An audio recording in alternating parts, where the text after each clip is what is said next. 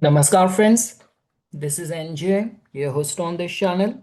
So, friends, in this video, we will have our discussion on some of the traditional rituals which are very deeply, strongly connected with the astrological combinations as well. So, on my channel, I have talked about like the Mangalic yoga a lot of the times. I've also talked about different combinations which can make your matrimonial life vulnerable to problems, or in certain cases it could also lead towards like separation and all. So we have discussed about all those combination, but when it comes down to the remedial part, I've not talked much about it. So I was just reading and going through the comments. So some of the people have asked about that as well. So I just thought in this video we can have our discussion on that as well. So the remedy part which I will be discussing over here in India, because we all get very much fascinated with the life of the celebrities, of the actors. For example, the benefits or the importance of the Neelam, like the blue sapphire stone, it came to the prominence because the superstar of Indian cinema, Bollywood, Amitabh Bachchan, uh, there was a time period of his life when he was wearing that, and it suddenly made that gemstone very popular. So in this topic where we will be talking about the marrying the tree, so there's one celebrity couple, there's one very famous actress in India, Aishwarya Rai. I guess it was reported in the media as well that she also had certain yoga in her chart. Because of that, before her marriage, she also has to marry the tree, or she had also undergone through the same ritual. So, I mean to say, these all are the remedies or the rituals which have been time tested, and it has been mentioned in the scriptures. Whether you follow or not, that is your personal choice, but the efficacy of all these remedies are time tested. So in this video, friends, we will just have our quick overview of like what could be the rationale or science behind it. That is what we will try to understand. Because see, I always say, whenever it comes down to my personal life as well, or even to my clients who are like kind of, they are like returning clients, know me for a long span of time, I always joke around that growing up, because of the combinations which I have had in my chart, you actually have to do some appeasement or rituals or remedies for them. And my family has always consulted astrologers even from my childhood days. So I still remember, I don't think so anyone in my family would have paid more than $10 to the fees of an astrologer. But when it comes down to the rituals, my family have like done rituals for the appeasement of my planets to an extent of $1,000 or $2,000 as well. So I mean to say, putting your money legitimately, genuinely on the rituals, planetary appeasement, do bring the results. So planets are always open towards negotiation, towards the like the negotiation and all, but you need to put efforts over there. Otherwise, astrology will just give you the kind of a guidance. It's like a Google map or a weather forecast. So whether you will leave your home with an umbrella on a rainy day, it is all dependent on you. But rain will happen for sure. So, okay, friends, we will start our discussion. Before that, we will first pray to Lord Ganesha, who is the Hindu god of auspiciousness, good omens, and who presides over all the knowledge of mystic sciences known to humankind. So, Om Vakratun Mahakaya Suryakoti Samprabha Nirvignam Kurumadeva Sarvakareshu Sarvada. So, friends, the topic is marrying the tree, the occult science. So, the remedial measures for difficult lagna and the seventh house afflictions in the classical astrology. So, um, and over here as well, friends, I want to say this thing that I will not comment on different astrologers and the kind of fees and the kind of reputation they command, because again, in the field of astrology, your fees and your structure is a lot dependent on the kind of clients and the level of clients you are catering to. But ultimately, eventually, even for an astrologer, it becomes very important that an astrologer should be aware about all these rituals and karam kand. Now, no one is expecting from an astrologer to know that or perform that on his own, because that is altogether different level of training. But at least an astrologer must be knowing the efficacy and importance, so that he can guide his clients and connect his clients to the right priest or the person who is capable of performing these rituals. So, friends, first of all, when we talk about the mention, so the way I mentioned, all these have been explained in the scriptures. So, whether you talk about like the Muhurat Chintamani, Muhurat Ganapati, Dharm Sindhu, you will definitely find a mention of all of these rituals. So, like Brihad Jataka, I'm sure that if you follow Jyotish, Vedic astrology, you would have heard the name of all of these scriptures. So, even like Varamira has also detailed about the severe seventh and eighth house afflictions, which could indicate marital loss. So the botanical proxy, the remedy which we are discussing in this video, can absorb the primary malefic karma.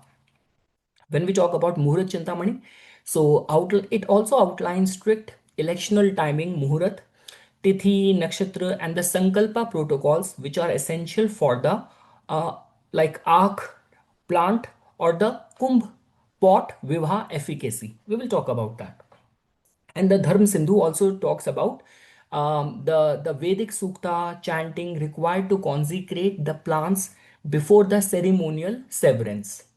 So now, friends, when we talk about the Ark Vivaha, the solar union, so the way it has been mentioned, see, the way it has been mentioned that it is generally prescribed for the male natives with severe seventh house afflictions or Mangal Dosha in their birth chart. So the Ark plant is energetically linked to Surya Dev.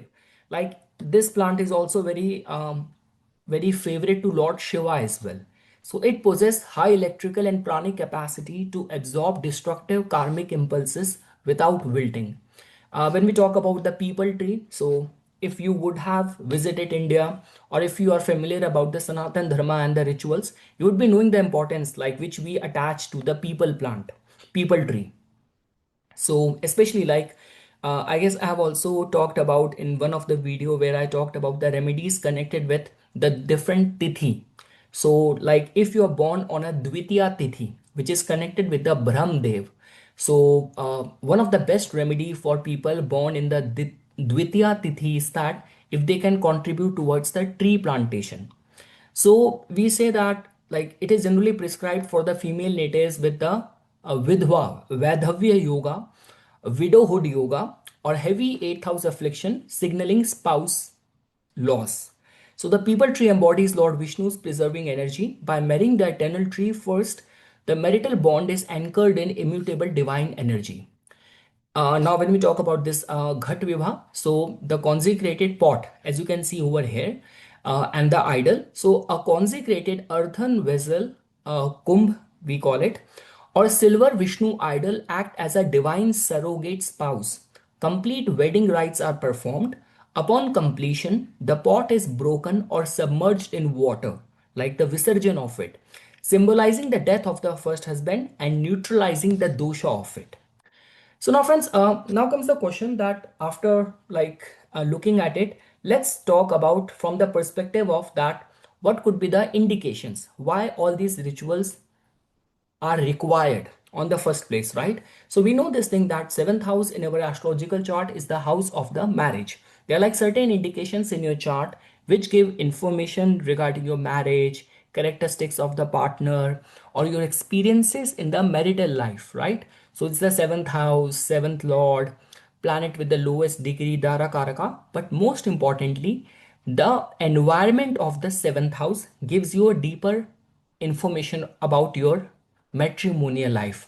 So if you will find that like when the first house, seventh house, or eighth house suffers extreme affliction from the planet Mars, Saturn, Rahu, or Ketu, classical Jyotish mandates remedial intervention before the humanly plane marriage.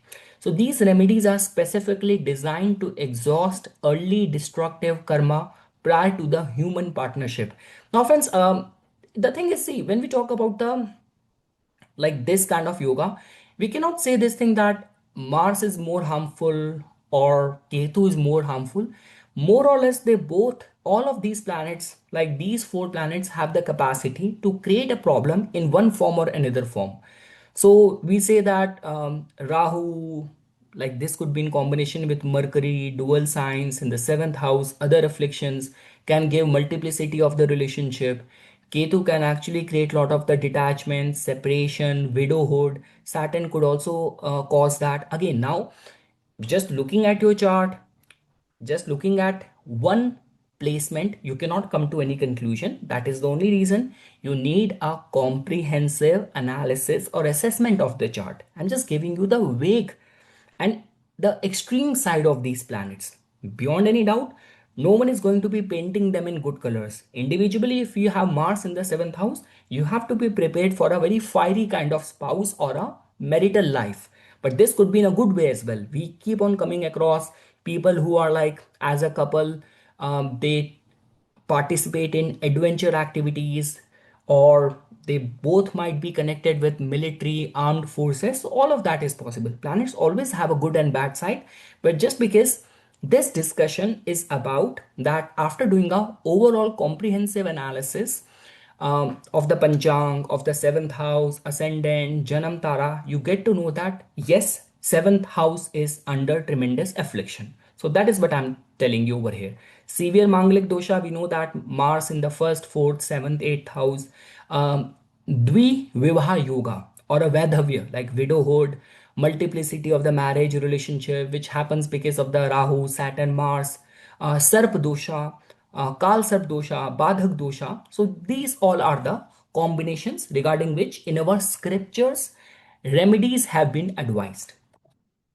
So, friends, when we talk about the severity of the yogas requiring the remedies, so the way I mentioned, severe Mangal dosha. So, like for example, if you have Mars in the first, fourth, seventh, eighth, 12th house, causing heat and volatility in partnership, especially if your ascendant is inimical to the planet Mars.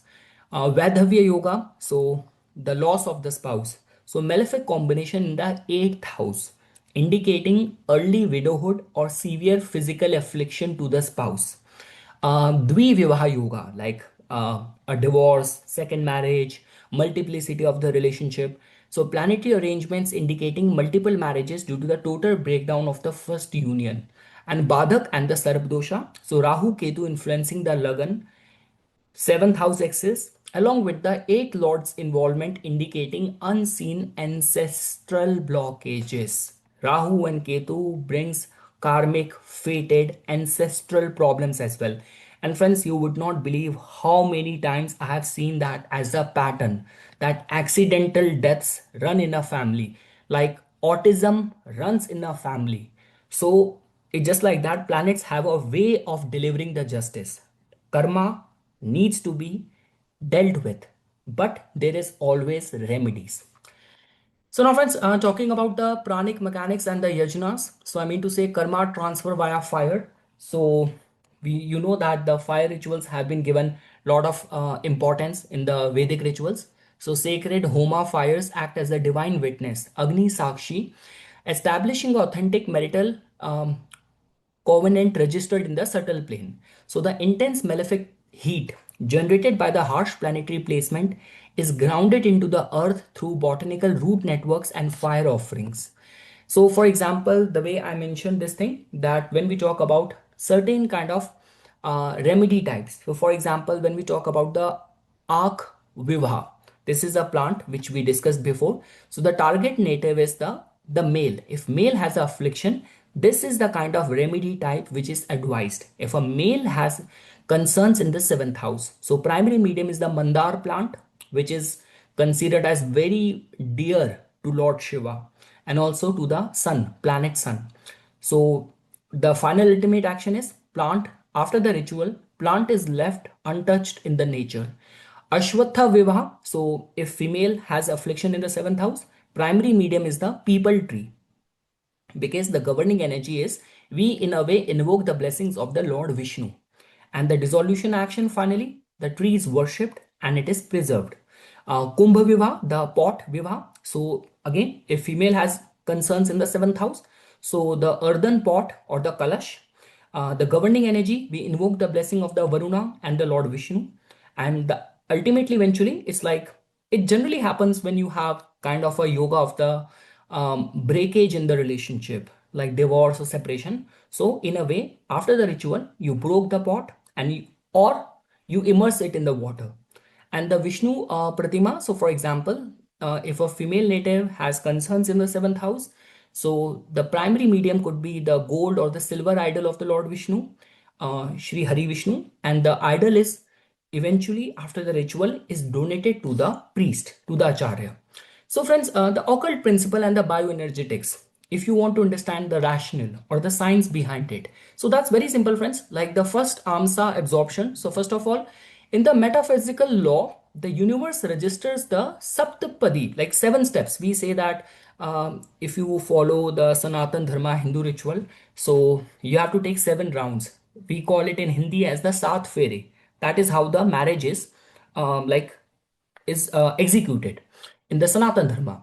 So the botanical proxy, like the plant remedy, the marrying a tree remedy, which we are discussing, that proxy remedy absorbs the first strike of the destructive karma, leaving the subsequent human marriage free of the malefic debt.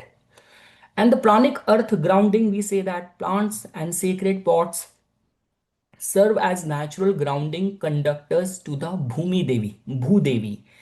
And the harsh Mars Rahu affliction on the Lagna are safely discharged without harming human biofields. So yes, friends, I was initially thinking about adding the element of like certain like the electional astrology like Muhurat, specific Tithi. But again, that is more of the forte and domain of the Karam Kand, of the rituals, which is the forte of the priest. My objective here was that many people ask about the efficacy of all these things. Now, the concern is that all these are the time tested remedies, rituals, which still, even to this date, get followed in the countryside, in the small villages where people are very traditional. When we talk about this again becoming popular or coming to the mainstream media attention, so if in future some celebrity is going to be again getting married like this, suddenly everyone is going to be aware about it and again start talking about it. But it is there, and people have actually witnessed good results because of that. So yeah, one of the valuable member of my community asked this question, my views on this. So I had the time today, so I thought I can make a kind of a presentation and explain it through this. So I hope, friends, this would have proven to be informational for you. If you have in any capacity any affliction in your seventh house, or any of the examples references which I gave, so please don't be scared, don't be intimidated because of that, because affliction is calculated in a comprehensive analysis. Standalone one placement is not capable enough of giving you major affliction or major problem. If something is there as a destiny or fated, you will get the confirmation of that from multiple direction. And yes, and if there is a confirmed case of affliction, so then there are remedies as well. So next time when you consult, so the astrologer, not only astrologer has to be proficient in the decoding of the planets, but the astrologer is expected to be familiar with all these rituals as well. So yes, friends, this is something which I wanted to say as a part of my inputs. Once again, thanks a lot for watching this video, and for further more updates and notification on the divine science of Vedic astrology, please subscribe to my YouTube channel and follow me on my Instagram account. Dhanyavad.